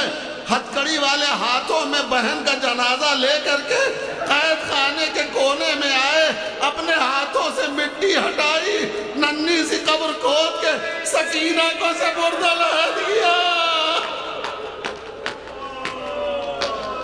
بس عزیزوں, یہ ہے امام حسین کی بیٹی کی مظلومیت. اب آئیے کربلا واپس چلتے ہیں. امام حسین علیہ السلام جتنے شہداء امام حسین سے اجازت لے کے گئے ہیں, کسی شہید کے اجازت دینے کے بعد حسین اس کے پیچھے پیچھے نہیں گئے. صاحبان اولاد ہمیں جناب علی اکبر کا تذکرہ کرا, کسی شہید کے پیچھے پیچھے حسین نہیں گئے سوائے علی اکبر کے. روایت کہتی جیسے جیسے علی اکبر کے گھوڑے کی رفتار بڑھتی تھی, حسین کے دوڑنے کی رفتار بڑھتی تھی. علی اکبر کا گھوڑا آگے آگے, حسین پیچھے پیچھے دوڑ رہے تھے. ایک مرتبہ علی اکبر کو محسوس ہوا کہ کوئی ٹھوکر کھا کے زمین پہ گرا. گھوڑا روک کے مڑ کے دیکھا, کوئی اور نہیں, میرا بوڑھا باپ زمین کربلا پہ گرا. گھوڑے سے اتر آئے, ہاتھوں کو جوڑا, بابا آپ نے تو اجازت دے دی تھی, اب آپ میرے گھوڑے کے پیچھے کیوں آ رہے ہیں؟ امام حسین نے فرمایا, میرے لال اگر تم صاحب اولاد ہوتے تو یہ جملہ نہ کہتے. بیٹا اکبر ذرا اپنا ہاتھ میرے سینے پر رکھو. علی اکبر اپنا ہاتھ میرے سینے پر رکھو, دیکھو میرا کلیجہ سلگ رہا ہے. ارے جس کا جوان بیٹا مرنے جائے وہ باپ کیسے برداشت کرے گا؟ ماشاءاللہ صاحبان اولاد ہیں, ہماری آواز میری مائیں بہنیں سن رہی ہیں. اللہ تمہارے جوانوں کو سلامت رکھے علی اکبر کے صدقے میں. لیکن لیلا کا جوان مارا گیا, حسین کا 18 سال کا کڑیل جوان زمین کربلا پہ ایڑیاں رگڑ رہا ہے. روایت کہتی ہے علی اکبر کو رخصت کیا. حسین در خیمہ پر کھڑے ہیں, ایک بلندی پہ کھڑے ہو کر کے حسین علی اکبر کا جنگ کا نظارہ کر رہے ہیں. امام حسین کو محسوس ہوا خیمے کا پردہ پکڑے ہوئے کوئی بی بی کھڑی ہے. مڑ کے دیکھا لیلا کھڑی ہے. لیلا کیا بات ہے, تم یہاں کیوں کھڑی ہو؟ فرمایا آقا میرا بیٹا میدان میں ہے, اگر اس پر کوئی مصیبت آئے گی تو آپ باپ ہیں, آپ کے چہرے کا رنگ بدل جائے گا. للہ فرزند زہرا بتاؤ میرے اکبر کی خیر تو ہے, آپ کے چہرے کا رنگ کیوں بدلا تھا؟ فرمایا لیلا خیمے میں جاؤ, اکبر کی سلامتی کے لیے دعا کرو, اکبر کی سلامتی کے لیے دعا کرو. لیلا خیمے میں آئی, بالوں کو بکھیر دیا, ہاتھوں کو اٹھایا, یا رات یوسف علی یعقوب, اے یعقوب سے یوسف کو ملانے والے میرے اکبر کو مجھ سے ملا دے. علی اکبر واپس آئے. واپس آنے کے بعد ایک جملہ فرمایا, سنو عزیزو, ایک جملہ امام حسین سے. علی اکبر نے فرمایا, یا ابتے العطش قد قتلنی, اے بابا پیاس مارے ڈال رہی ہے, بابا پیاس مارے ڈال رہی ہے. بابا اگر تھوڑا سا پانی مل جائے تو دشمنوں کو بتاؤ علی کا پوتا کیسے جیسے حسین نے سنا پانی مانگ رہے اکبر, مدینے کا رخ کیا, آواز دی, نانا آپ کا لال اتنا مجبور ہو بے بس. جوان بیٹے کی آخری خواہش پوری نہ کر سکا. بس عزیزو علی اکبر کو دوبارہ رخصت کیا. اکبر میدان میں آئے, تلوار نکالی, دشمنوں پہ حملہ کیا, لیکن ایک ظالم نے ایسا نیزہ مارا, چکرا کے زمین کربلا پہ آئے, آواز دی, بابا میرا آخری سلام. ماشاءاللہ آپ کی آواز گریہ بلند ہے. نوجوانوں ہاتھ جوڑ کے گزارش ہے, ذرا غور سے سنو. علی اکبر گرتے گرتے آواز دی, بابا میرا آخری سلام. حسین اس آواز کو سنے دوڑے, مگر آنکھوں کی روشنی چلی گئی. متعدد مقامات پر روایت کہتی ٹھوکر کھا کھا کے حسین گرتے رہے, آواز دیتے رہے, ولدی ولدی علی اکبر. علی اکبر آواز دو تاکہ تمہاری آواز کے سہارے حسین تمہارے سرانے پہنچ جائے. بس عزیزو جناب علی اکبر کے سرانے حسین پہنچے. اللہ کسی باپ کو وہ منظر نہ دکھائے جو حسین نے دیکھا. صاحبان اولاد بیٹھے ہیں. اللہ کسی باپ کو وہ منظر نہ دکھائے جو حسین نے دیکھا. حسین نے کیا دیکھا؟ جوان بیٹا 18 سال کی جوانی ہے, زمین کربلا پہ ایڑیاں رگڑ رہا ہے. حسین سرانے بیٹھے, علی اکبر کا سر اپنے زانوں پہ لیا, بالوں میں ہاتھ پھیرا, آواز دی میرے لال یہ ہاتھ سینے پہ کیوں رکھا؟ فرمایا بابا برچھی کی ہنی ٹوٹ گئی ہے. بابا برچھی کی ہنی ٹوٹ گئی ہے, چبھ رہی ہے کلیجے میں. ایک مرتبہ حسین نے آستین پلٹی, گھٹنا زمین پہ ٹیکا, ایک ہاتھ سینے پہ رکھا, دوسرا ہاتھ برچھی کا پھل پکڑا, آواز دی یا علی.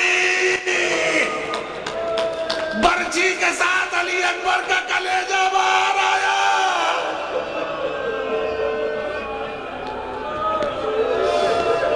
وہ علی اکبر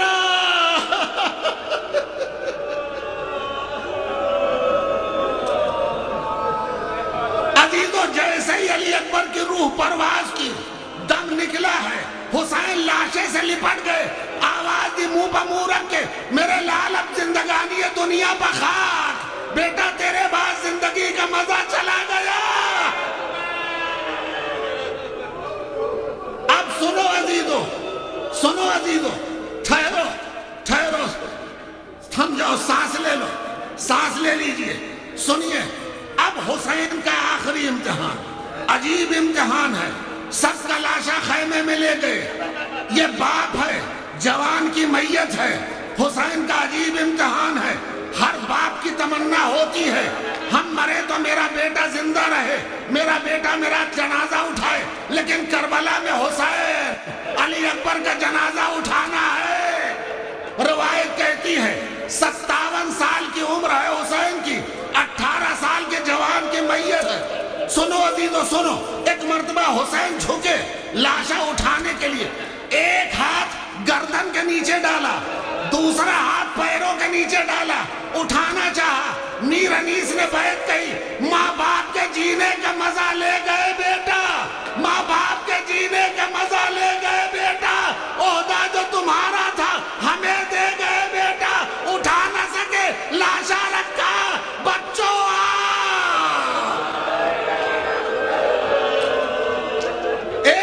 ہاشم کے بچوں, جوان کی میت اٹھانے میں مدد کرو. بچے آئے, بچوں کے سہارے علی اکبر کا لاشا خیمے میں لائے. بس عزیزو آخری روایت, جیسے ہی لاشا خیمے میں آیا سیدانیاں گھیر کے کھڑی ہو گئی. واہ اکبرہ کے نعرے بلند ہوئے. کوئی سر و سینہ پیٹ رہا ہے, کوئی لاش سے لپٹ کے رو رہا ہے. جناب زینب نے محسوس کیا ساری بیویاں اکبر کے لاشے پہ ہیں, مگر لیلا نہیں دکھائی دے رہی ہے. لیلا کو تلاش کرنے کے لیے زینب نکلی. ایک خیمے میں گئی, دوسرے خیمے میں, تیسرے خیمے میں. ایک مرتبہ علی کی بیٹی ایسے خیمے میں داخل ہوئی جہاں لیلا چاروں طرف دوڑ رہی تھی. زینب لپٹ گئی, لیلا اکبر آیا ہے, ملنے نہ چلو گی؟ لیلا نے کہا بی بی میں کافی دیر سے باہر نکلنے کا راستہ ڈھونڈ, مجھے آنکھوں سے کچھ سجائی نہیں دیتا, مجھے لے چلو. الہی علی اکبر,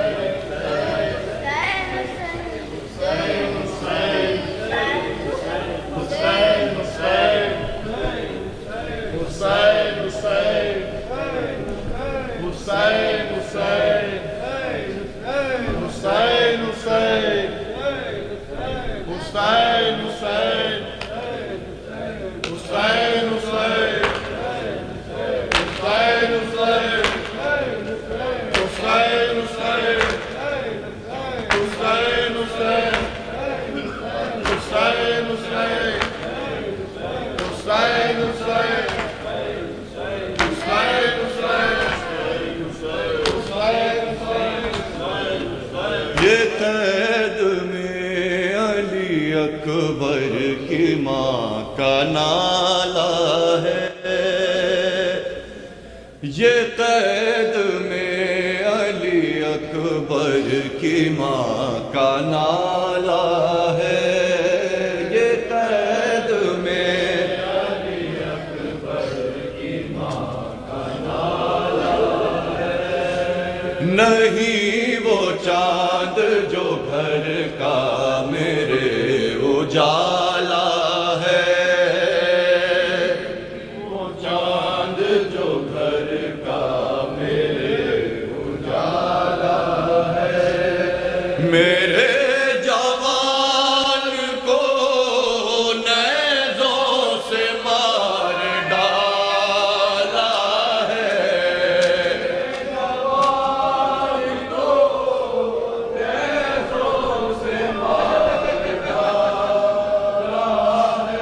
کلیجہ توڑ کے برچھی کا پر نکالا ہے، کلیجہ توڑ کے برچھی کا پر نکالا ہے، غضب ہے لاش کو گھوڑوں سے روند ڈالا ہے، یہ قید میں علی اکبر کی ماں کا نالہ ہے، یہ قید میں علی اکبر کی ماں کا نالہ ہے، بتاؤ لوگوں سے ڈھونڈنے کدھر جاؤں،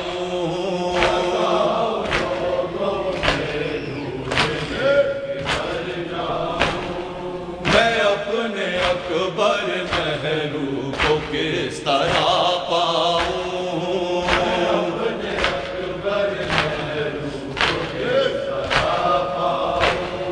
ملے تو اپنے کلیجے سے اس کو لپٹاؤں، تو اپنے کلیجے سے تو مر گیا ہے یہ کس طرح دل کو سمجھاؤں، مر گیا ہے کس طرح دل کو سمجھاؤں، ارے کہاں میرا 18 سال والا ہے، یہ قید میں علی اکبر کی ماں کا نالہ ہے، یہ قید میں علی اکبر کی ماں کا نالہ ہے، خدا کے واسطے اب رن سے آؤ اے اکبر،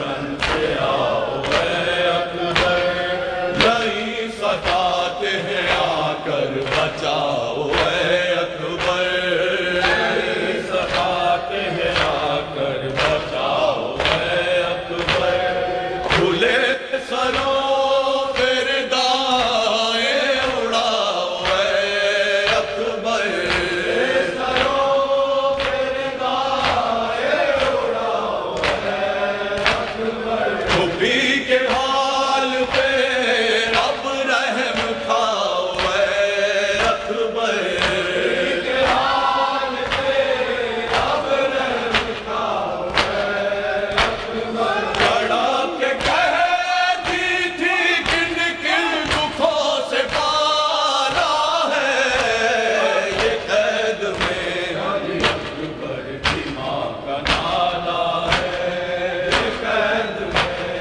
علی اکبر کی ماں کا نالہ ہے، بتاؤ صبر کرے کس طرح دل مادر، صبر کرے کس طرح دل مادر، شبیہ احمد مختار تھے تمہیں دلبر، شبیہ احمد مختار تھے تمہیں دلبر، تمہارے غم میں میرے دل پہ چلتے ہیں خنجر، تمہارے غم میں میرے دل پہ چلتے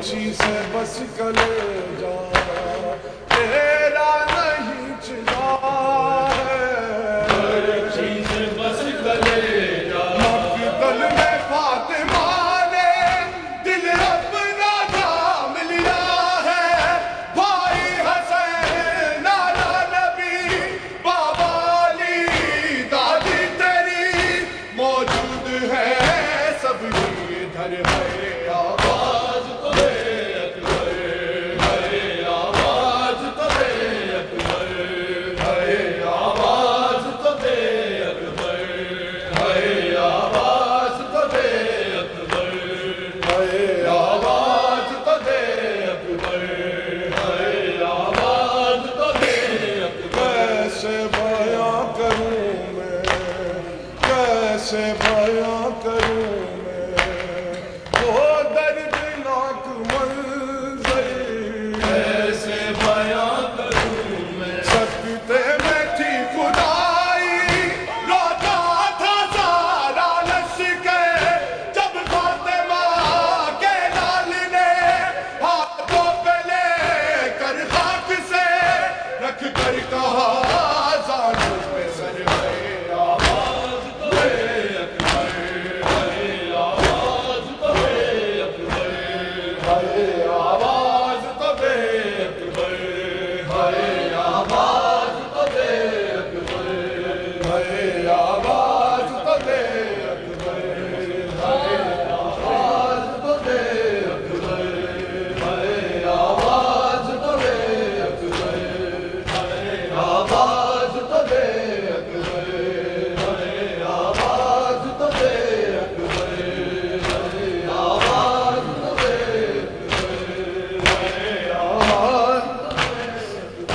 کہتی تھی یہ ماں خون بھری میت سے لپٹ کر، ہائے ہائے علی اکبر، ہائے ہائے علی اکبر، ہائے ہائے علی اکبر۔ اور کہتی تھی یہ ماں خون بھری میت سے لپٹ کر، ہائے ہائے علی اکبر، ہائے ہائے علی اکبر۔ اور ارمان تھا پہناؤں گی پوشاک شاہی، ارمان تھا پہناؤں گی پوشاک شاہی، افسوس کے راس آئی نہ تجھ کو یہ جوانی، کیسا تھا مقدر، ہائے ہائے علی اکبر، ہائے ہائے علی اکبر۔ وہ کہتی تھی یہ ماں خون بھری میت سے لپٹ گئے، ہائے ہائے علی اکبر، ہائے ہائے علی اکبر۔ اور پہلے تو ایک آواز پہ اٹھ جاتے تھے بیٹا، پہلے تو ایک آواز پہ اٹھ جاتے تھے بیٹا، اب اتنی صدا پہ بھی پہلو نہیں بدلا، کیا ہو گیا دل میں، ہائے ہائے علی اکبر، ہائے ہائے علی اکبر۔ اور تم ہچکیاں لے لے کے جو دام توڑ رہے ہو، تم ہچکیاں لے لے کے جو دام توڑ رہے ہو، اور منہ سے ہمیشہ کے لیے موڑ رہے ہو، کیوں روٹھے ہو دل بھر، ہائے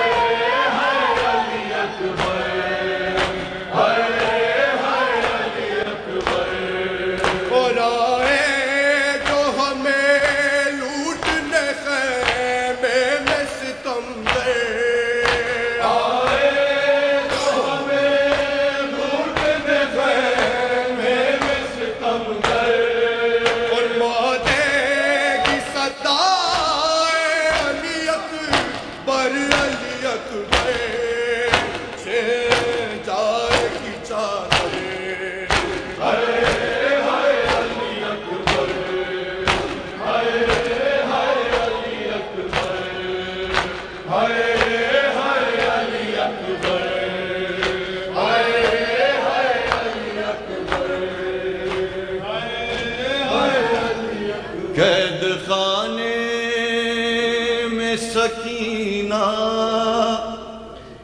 یہ بیاں کرتی تھی کیا اندھیرا ہے پھوپھی کیا اندھیرا ہے پھوپھی شمع منگوا ورنہ میں نہیں جینے کی کیا اندھیرا ہے پھوپھی آج کی شام تو بھی کیا بابا نہیں آئیں گے مجھ کو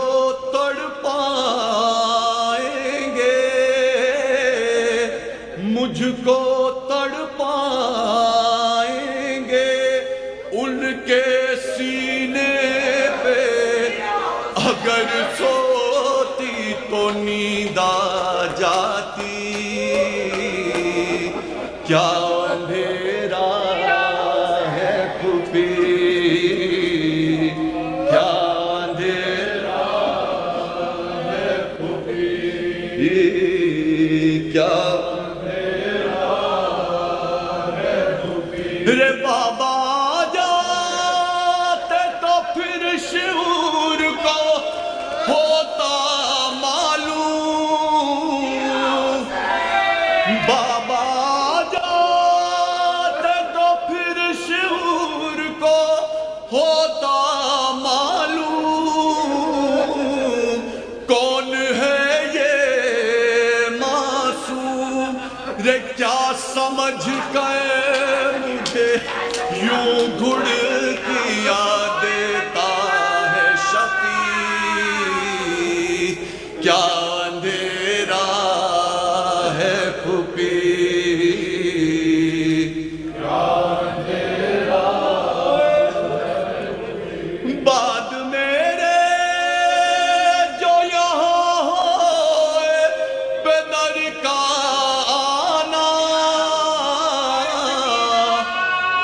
سے یہ فرمانا مر گئی گھٹ کے اندھیرے میں تمہاری بیٹی مر گئی گھٹ کے اندھیرے میں تمہاری بیٹی